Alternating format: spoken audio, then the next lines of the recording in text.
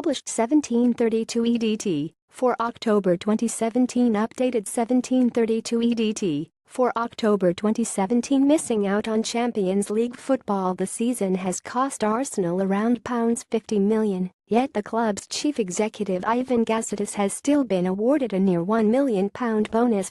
Arsenal's financial report for 201,617 shows Gazidis receiving a package of £2.618 million, including a whopping £919,000 bonus that consolidated his position in the top 3 best-paid club administrators in the Premier League.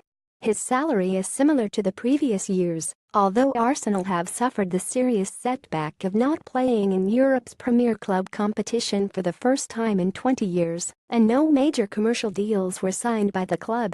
Ivan Gazidis has been given a bonus of £919,000 despite Arsenal's disappointing season. The chief executive might have to answer some difficult questions at the club's An Arsenal spokesman said all wage costs including bonuses are decided by the board. That is unlikely to satisfy Arsenal shareholders, who are sure to ask questions at the forthcoming about Gazidis being paid so much.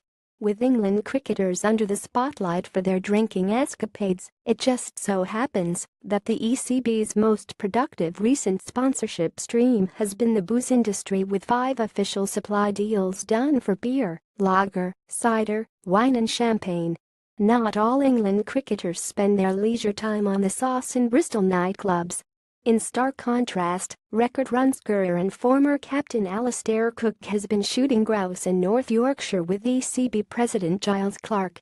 Multi-millionaire Clarke has bought shooting rights for a grouse moor near Richmond and invited a party of friends, including Cook, for a day's shooting, including putting them up at our local hotel. No brawls at 2:35 a.m. were reported.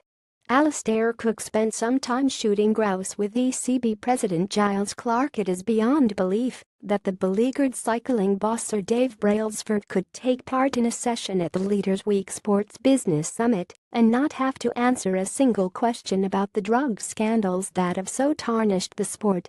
Some of the scandals concern unresolved issues involving Brailsford's team Sky. However, the interviewer was Billy Beane, of Moneyball fame and now involved with Barnsley. Baseball executive Beane was too intent to sing his own and Brailsford's marginal gains praises to ask a single relevant question.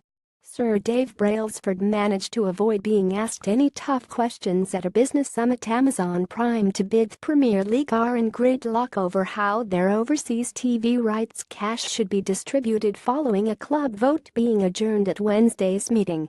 But there would have been a collective rubbing of hands if all those in the PL meeting had been at the Leaders' Week conference at Stamford Bridge and heard advertising and media mogul Sir Martin Sorrell forecast a bonanza future for major sports rights suppliers.